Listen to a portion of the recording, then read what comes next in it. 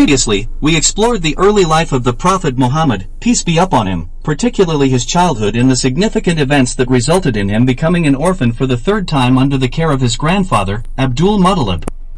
We examined various reasons why Allah tested him with numerous challenges, including strengthening his character, fostering his independence, and cultivating his compassion. Allah directly cared for him, as illustrated in the Quranic verse, "Did he not find you an orphan and give you refuge?" This ensured that no other individual could claim credit for his upbringing. The next significant phase in the Prophet's life includes the widely recognized account of his childhood journey to Syria. At approximately 9 to 11 years old, Prophet Muhammad accompanied his uncle, Abu Talib, on a caravan expedition to Syria. Initially, Abu Talib did not intend to bring him along, but Prophet Muhammad's concern about being left alone moved his uncle to include him out of compassion. During this journey, they traveled past the monastery of a monk named Bahira. In medieval Christianity, monks and hermits typically led secluded lives devoted to worship, distanced from societal interactions. Though rare today, such monastic lifestyles persist in isolated regions. These monks dedicated themselves exclusively to prayer and worship, having forsaken marriage and recreational activities.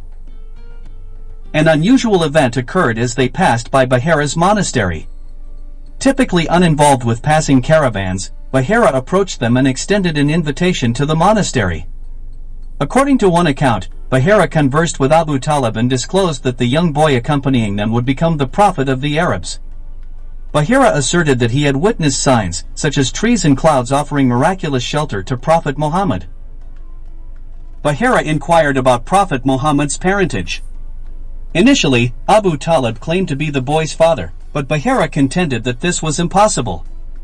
Abu Talib subsequently clarified that he was, in fact, his uncle, to which Bahira concurred, noting that one of the signs of the future prophet was his orphanhood. Bahira also cautioned Abu Talib about potential threats from the Romans or Jews, advising him to safeguard the boy, who was destined to become a leader among the Arabs. Although this story is widely known, a critical analysis reveals several issues. For example, one version mentions Abu Bakr accompanying the Prophet, which is historically implausible since Abu Bakr would have been too young at the time. Furthermore, Bilal, identified as a slave in the caravan, had not yet been born. These inconsistencies cast doubt on the historical accuracy of the story, despite the broader acknowledgement that the Prophet Muhammad was foretold in previous scriptures. If Bahira had indeed made such statements to the Prophet Muhammad in Abu Talib's presence, both the Quraysh and Abu Talib would have been aware of it. Years later, the Prophet could have reminded his uncle of Bahira's prophecy to address any doubts about his prophethood. The Quraysh would have also known this narrative, casting further skepticism on its authenticity. A critical examination of historical texts, legends, and folklore requires caution.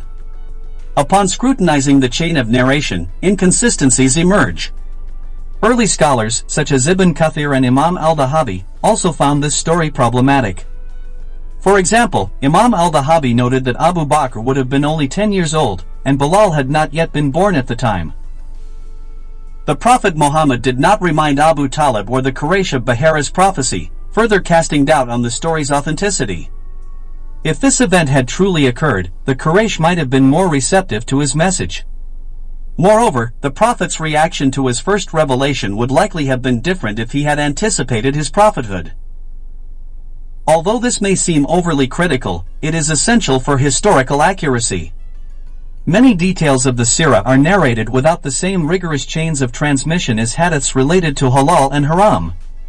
Yet, some stories necessitate careful scrutiny. While the Sirah often includes reports that are not fully verifiable, early historians like Ibn Ishaq documented them. Nonetheless, narratives with significant issues require thorough examination. A major concern is understanding where the Prophet Muhammad derived his knowledge and the concept of prophethood. The Arabs had no tradition of prophets after Ismail, leaving them unfamiliar with the concept. When the Prophet Muhammad declared his prophethood, it introduced a novel idea to the Arabs, as highlighted by the Quran. Critics have speculated that he learned these stories during his journeys to Syria. The instance illustrates how Bahira's alleged comments could have sparked the Prophet Muhammad's imagination. A prominent Orientalist of the previous century proposed that the monks' narratives about Jesus Christ and Moses might have significantly influenced the Prophet Muhammad. Consequently, 30 years later, these stories reappeared in an altered form, different from the Old and New Testament versions, suggesting that Prophet Muhammad had internalized and reinterpreted them. This hypothesis is questionable because, even without delving into such tangents, the narrative is already implausible. Many classical scholars have dismissed this account. Imam al-Dahabi, for example, believed the story to be fabricated, highlighting its inconsistencies. The narrative is not universally documented in Sirah texts and contains multiple problematic elements. Therefore, it is prudent to recount the story while noting that many classical scholars have deemed it unreliable. During the next phase of the Prophet Muhammad's life, around the age of 15 or 16, there is a notable lack of documentation. From the ages of 9 or 10 until 15, historical records are sparse, offering only occasional anecdotes. This scarcity of information is understandable given that no one at the time anticipated Prophet Muhammad's future prophethood, nor were there written records in Mecca. As Prophet Muhammad aged, those who accompanied him in his youth either passed away or were no longer around to provide first-hand accounts. The absence of comprehensive records from this period leaves significant gaps in the historical narrative. The subsequent significant event in the Prophet Muhammad's life was his first job as a shepherd. According to a hadith in Sahih Bukhari, Allah never sent a prophet who was not a shepherd. When asked if this applied to him as well, Prophet Muhammad confirmed, stating that he tended sheep for the people of Mecca in exchange for small wages. This revelation surprised many of his companions, underscoring the limited knowledge about his early life even among those close to him. In another hadith, during a later expedition, the Prophet advised shepherds on the best branches for their flocks, demonstrating his intimate knowledge of shepherding. This surprised his followers, leading him to recount his past as a shepherd, a role shared by many prophets before their divine missions. He mentioned that Moses and David were shepherds before their prophethood, and he himself was a shepherd in a valley called Ajaya. This detail about his early profession highlights the humility and common beginnings shared by many prophets. Musa worked as a shepherd for a man, illustrating his humble beginnings before his prophetic mission. During his time as a shepherd, Musa was tasked with tending the man's flock, a role that preceded his marriage to the man's daughter and his subsequent prophethood. Similarly, Dawood, who later became known for his confrontation with Goliath, started as an unrecognized shepherd. He volunteered to face Goliath and ingeniously used a slingshot to defeat the giant, an act that led to his rise as both a king and a prophet. In a parallel narrative, the Prophet Muhammad began his life as a shepherd, tending the sheep of the Meccan people. Despite the potential for a more privileged upbringing, divine wisdom ordained that he experience the challenges of this humble occupation. The rationale behind this divine choice lies in the solitude that shepherding provides, offering ample opportunity for contemplation and reflection. Isolation from society allows for deep pondering of life's purpose. This connection with nature and solitude fosters spirituality, as seen in those closely linked to the natural world. In contrast, individuals engrossed in materialism often exhibit a diminished spiritual inclination.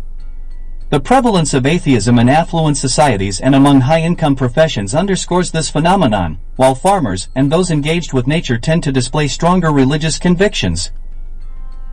Shepherding also imparts practical leadership skills. Just as sheep require constant care to prevent them from straying, people similarly need guidance. Each sheep, like every individual, possesses a unique personality that a shepherd must understand and manage. Experienced shepherds recognize the distinct traits of each animal, adapting their approach accordingly, a skill crucial for effective leadership. This ability to discern and address individual needs is essential for a prophet, who must guide and nurture his followers with similar insight and empathy.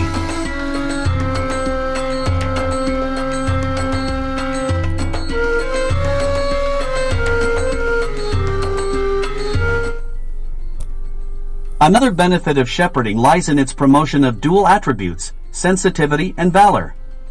Shepherding cultivates a sense of tenderness and affection toward one's flock, while simultaneously developing bravery and resilience to confront predators and other threats.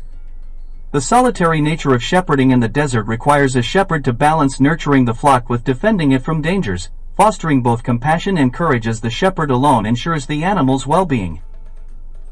The Prophet Muhammad observed that horse owners tend to exhibit pride, camel owners often show arrogance, while those who care for sheep typically display calmness and humility. This observation reflects a general tendency. Individuals responsible for horses may develop a sense of pride, camel owners might become somewhat haughty, whereas sheep caretakers often embody serenity and modesty. This distinction underscores why all prophets were shepherds, as this role imparts vital virtues such as patience, humility, bravery, and tenderness. The Prophet's later compassion towards animals reflects the profound empathy nurtured through his early shepherding experiences. Islam places considerable importance on animal welfare. For instance, a hadith recounts an occasion when a distressed camel approached the Prophet. He comforted the animal until it ceased crying and then reproached its owner for overworking and underfeeding it, urging him to be mindful of Allah in his treatment of the animal. This incident underscores the deep compassion necessary in the ethical treatment of animals. Additionally, the Prophet Muhammad's early work as a shepherd, around the age of 14 or 15, illustrates his dedication to self-reliance and independence. Instead of depending on his uncle Abu Talib, he chose to engage in manual labor to support himself and contribute to household expenses. This humble lifestyle demonstrates that there is no disgrace in earning one's livelihood through labor. The Prophet's participation in basic manual work highlights that even the simplest forms of labor are honorable and essential. The Prophet's teachings affirm that the most virtuous earnings are those derived from personal labor. He asserted that working with one's hands is the purest way to earn money, a principle embodied by Prophet Dawood, who supported himself through his skills as a blacksmith and carpenter. This emphasis on self-sufficiency and the rejection of financial reliance on others highlights the sincerity and integrity of one's efforts. By securing his own livelihood and avoiding material favors from others, the Prophet exemplified the authenticity of his mission and motives. His independence in both earning and preaching serves as a testament to the genuineness of his message. One additional point to consider is that, despite the Prophet Muhammad's elevated status and access to all he might have desired, he remained unashamed of recounting his humble beginnings. This observation underscores a broader principle applicable to both religious and secular realms. Success achieved through starting from modest beginnings and progressing through one's own efforts is often more fulfilling and meaningful than attaining success through privilege or chance. Those who build their achievements from the ground up, rather than inheriting them, tend to value their accomplishments more profoundly. This principle is evident in various fields, including business. This demonstrates that those who achieve success through hard work often surpass those who inherit their position. Similarly, the Prophet Muhammad's rise from a shepherd to the pinnacle of leadership exemplifies this principle. The Quranic verses convey that Allah has neither abandoned nor treated the Prophet harshly but has progressively improved his circumstances. The text assures that each stage of life will bring improvement and that the afterlife will surpass the current one. Allah's promise includes contentment and fulfillment, having protected, guided, and provided for the Prophet at every phase of his journey. The Prophet Muhammad's experiences as a shepherd contributed significantly to his deep appreciation of blessings and his compassionate nature. These early experiences enabled him to empathize with others, particularly those in less fortunate situations. If all his blessings had been granted instantly, his capacity for appreciation and understanding might not have been as developed. Before commencing his prophetic mission, only a few key events are recorded. One such event is the Fijar Wars, which occurred when the Prophet was likely a teenager, around 15 or 16 years old. This conflict involved a series of skirmishes between two major tribes of Arabia. The Quraysh tribe, to which the Prophet belonged, was part of a larger tribal federation. This federation included other tribes, such as the Hawazin and the Banu Hashim, which were significant in the tribal dynamics of the region. Understanding these tribal affiliations provides essential context for the Prophet's early life and the social environment in which he was raised. In the context of tribal conflicts, a member of the Kinana tribe, which is part of the larger Quraysh clan, killed an individual from the Hawazin tribe. In retaliation, the Hawazin attacked the Kinana tribes, including the Quraysh, adhering to the principle of an eye for an eye, where one tribe seeks vengeance for the death of their member by targeting the perpetrator's allies. Consequently, the Kinana tribes, including the Quraysh, took refuge within the sacred sanctuary of the Haram in Mecca. This sanctuary provided protection, as the law guaranteed safety to those within its boundaries. Nevertheless, the outraged Hawazin, disregarding the sanctity of the Haram, pursued and assaulted the Kinana tribe. Although the initial provocation came from the Quraysh side, the Hawazin's subsequent violation of the Haram's sanctity was a far graver offense. This breach led the Quraysh to declare a comprehensive war against the Hawazin and their allies. The resulting conflict, known as the Fijar Wars, involved a series of battles.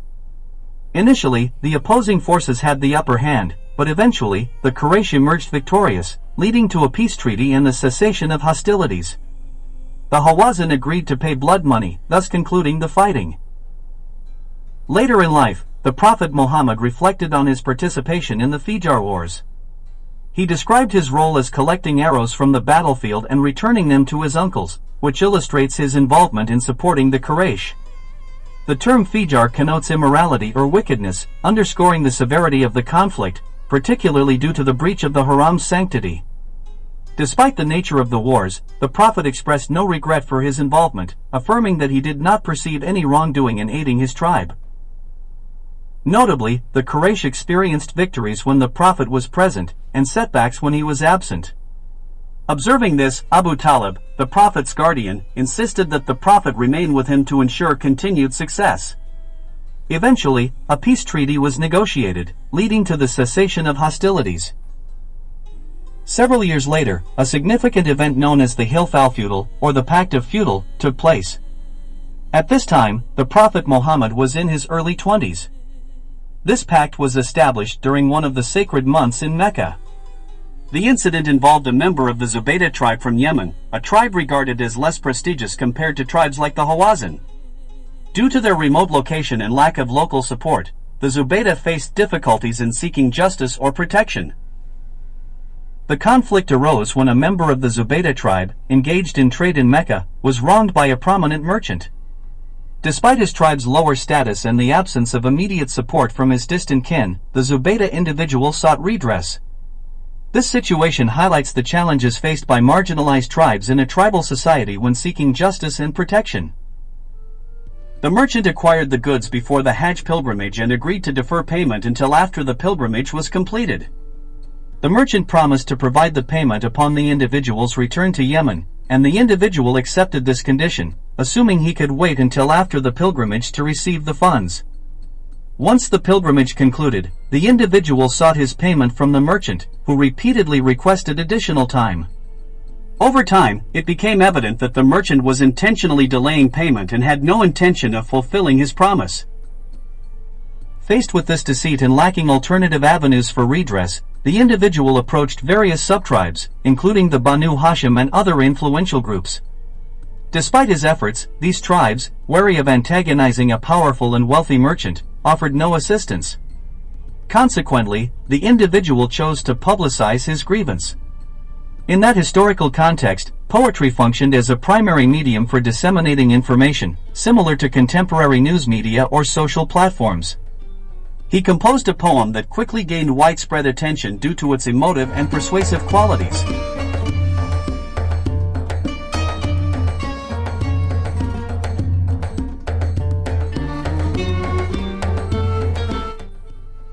During a public assembly at the Kaaba, a significant social and religious center in Mecca, the individual recited his poem. The poem detailed his unfair treatment and criticized the merchant's dishonesty. It expressed his sense of injustice and the lack of support from his community while highlighting his vulnerable position far from his homeland and without protection. The poem condemned the hypocrisy of those who, despite being in a sacred environment, engaged in dishonest practices. It questioned the integrity of individuals who exploited the sanctity of the sacred land for their gain. The poem's impact was profound, drawing the attention of Abdul Muttalib, the Prophet Muhammad's uncle. Recognizing the injustice faced by the individual, Abdul Muttalib and other prominent leaders resolved to support the oppressed against the wrongdoer, irrespective of tribal affiliations. A public assembly was held at the Kaaba, where they formally declared their commitment to justice. In the absence of written records, the agreement was symbolized by a traditional ritual. Participants dipped their hands in perfume and applied it to the Kaaba, thereby endorsing the treaty. This act served as a symbolic signature, publicly affirming their collective pledge to uphold justice and ensure that the commitment was both observed and respected. The treaty in question is known as the Hilf al-Feudal, which translates to the Pact of the Virtuous or the Pact of the Perfumed. The term Hilf denotes a formal agreement or pact, while feudal refers to virtue or excellence. This nomenclature highlights the treaty's esteemed nature and the high regard in which it was held. It is alternatively called Hilf al-Mutayab, meaning the Pact of the Fragrant, which further emphasizes its respected status. The rationale behind this designation is particularly notable. When the merchant from the tribe of Zubaydah publicly aired his grievances, the Quraysh leader Al-Az ibn expressed irritation at the involvement of the Quraysh in what he considered a matter outside their jurisdiction. The term feudal here implies a situation that should not concern them, reflecting a broader discontent with the intervention in what was deemed an extraneous issue. The Hilf al-Feudal was unprecedented in pre-Islamic Arabia, representing an early form of collective justice.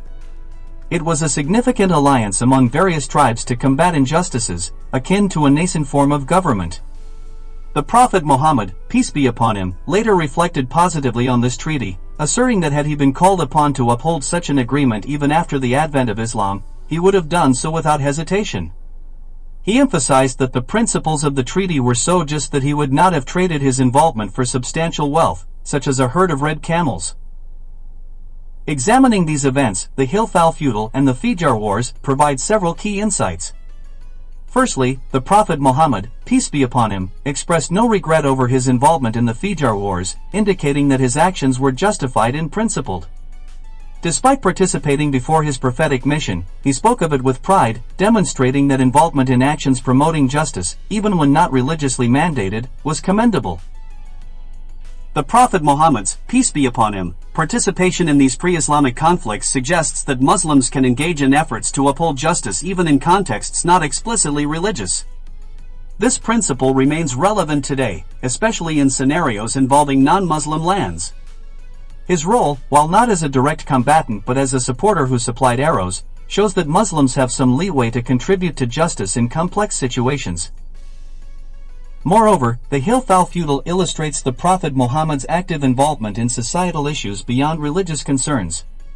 His pride in this participation indicates that supporting justice and aiding the oppressed are crucial aspects of Islamic duty. The Prophet Muhammad's actions encourage engagement in such public causes as a fundamental aspect of fulfilling both ethical and religious responsibilities. Many individuals limit their engagement to issues exclusively within Muslim-majority regions, such as responding to floods, earthquakes, or other natural disasters. While these causes are indeed worthy, the example set by the Prophet Muhammad extends beyond religious or Islamic concerns. His involvement in societal matters was motivated by a commitment to justice that transcended religious boundaries. The Prophet Muhammad demonstrated an understanding that justice and social welfare are universal principles, not confined to religious contexts. This insight highlights a significant challenge faced by minority communities today, a disconnect from broader societal issues. Such representation would underscore a commitment to societal needs without explicit religious overtones, illustrating that genuine advocacy lies in addressing social issues directly. Similarly, addressing critical issues like racism, child abuse, and poverty should be part of our collective responsibility. The Prophet Muhammad actively engaged with societal issues, earning respect and credibility that later enhanced the reception of his prophetic message. His proactive involvement in solving societal problems ensured that his message was met with acceptance and trust when he later assumed his prophetic role. In modern contexts, Muslims often find themselves distanced from broader societal concerns. Engaging actively in community issues, such as crime rates or social injustices, not only benefits society but also strengthens the credibility of one's religious identity. When Muslims contribute meaningfully to societal challenges, their faith is perceived as sincere and integrated into their actions. The Prophet Muhammad participated in the Hilf al-Feudal Treaty, a notable event in pre-Islamic Arabia, despite his youth of approximately 20 years. His participation in this treaty illustrates his emerging leadership qualities and the recognition of his potential by his contemporaries. His involvement, despite his youth, reflects the respect and foresight others had regarding his future role as a leader. The Hilfal feudal demonstrates that even in a pre-Islamic society fraught with tribal conflicts and moral ambiguities, there existed elements of nobility and virtue. The collective agreement among tribes to support justice for the oppressed, despite their differences, indicates a residual sense of integrity. This inherent virtue in pre-Islamic Arabia laid the groundwork for the prophetic mission, as Allah chose to send the Prophet Muhammad to revive and enhance these virtues.